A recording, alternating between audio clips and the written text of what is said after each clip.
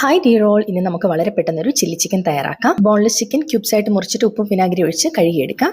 ഇഞ്ചി വെളുത്തുള്ളി ചതച്ചത്, കുരുമുളക് പൊടിച്ചത്, സോയാ സോസ്, വിനാഗിരി, ഒരു മുട്ട, കോൺഫ്ലവർ, മൈദ, ആവശ്യത്തിന് ഉപ്പും കൂടെ ചേർത്ത് ചിക്കനിൽ നന്നായിട്ട് പുരട്ടി വെക്കാം. ഇവിടെ കുരുമുളക് കൂടുതൽ ചേർത്തത് കൊണ്ട് മുളക് പൊടി ചേർത്തിട്ടില്ല. ആവശ്യമുള്ളവർക്ക് ചേർക്കാം കേട്ടോ. നമുക്കൊരു 30 മിനിറ്റ് ഫ്രിഡ്ജിൽ വെച്ചതിന് ശേഷം സൺഫ്ലവർ ഓയിലിൽ ചിക്കൻ പീസസ് വറുത്തെടുക്കാം.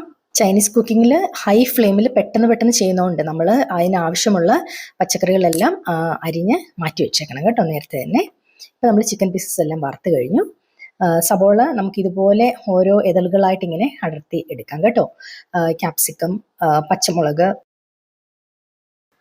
സെലറി, സ്പ്രിംഗ് അണിയൻ ഇതെല്ലാം നമുക്ക് അരിഞ്ഞു വെക്കാം. ഇനി ചില്ലി ചിക്കൻ്റെ ഗ്രേവി തയ്യാറാക്കാനായിട്ട് നമുക്കൊരു ബൗളിലേക്ക് 2-3 ടേബിൾ സ്പൂൺ കോൺഫ്ലവർ വെള്ളം ഒഴിച്ച് മിക്സ് ചെയ്തിട്ട് അതിലേക്ക് tomato sauce, soya sauce, red chilli sauce, കുറച്ച് വിനാഗിരി, ഉപ്പ് ഇതെല്ലാം ചേർത്ത് മിക്സ് ചെയ്ത് മാറ്റി വെക്കാം. ഇതാണ് കേട്ടോ നമുക്ക് ഗ്രേവി ആയിട്ട് വരുന്നത്. ഒരു ചീനച്ചട്ടിയിലേക്ക് ചിക്കൻ വറുത്ത് എണ്ണയിൽ നിന്ന് കുറച്ച് ഒഴിച്ചിട്ട് അതിലേക്ക് സ്പ്രിംഗ് അണിയൻ്റെ വെള്ളഭാഗം, ഇഞ്ചി, വെളുത്തുള്ളി കുത്തിയരിഞ്ഞത്, സബോള, പച്ചമുളക്, ക്യാപ്സിക്കം ഇതിട്ട് ഹൈ ഫ്ലെയിമിൽ നമുക്ക് സോട്ട് ചെയ്യാം.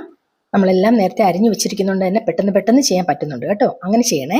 ഇനി ഫ്ലെയിം അല്പം കുറച്ചിട്ട് നമ്മൾ തയ്യാറാക്കി വെച്ചിരിക്കുന്ന സ്ലറി ഒഴിക്കുന്നതിനോടൊപ്പം തന്നെ നമ്മൾ തവി വെച്ച് ഇളക്കണം കേട്ടോ. അല്ലെങ്കിൽ കോൺഫ്ലോർ ആണ്, പെട്ടെന്ന് അത് കട്ടിയായി പോകും. ഇനി നമുക്കതിലേക്ക് വറുത്ത് വെച്ച് ചിക്കൻ ചേർത്ത് കൊടുക്കാം. ഉപ്പ് നോക്കിയിട്ട് ആവശ്യമുണ്ടെങ്കിൽ ചേർക്കാം. വളരെ കുറച്ച് റെഡ് ഫുഡ് കളർ വേണ്ടെങ്കിൽ ഒഴിവാക്കാം കേട്ടോ. മുളക് പൊടി ചേർക്കാത്തത് കൊണ്ട് ആ കളറ് കിട്ടാൻ വേണ്ടിയിട്ടാണ് കേട്ടോ ഫുഡ് കളർ ചേർത്തേ.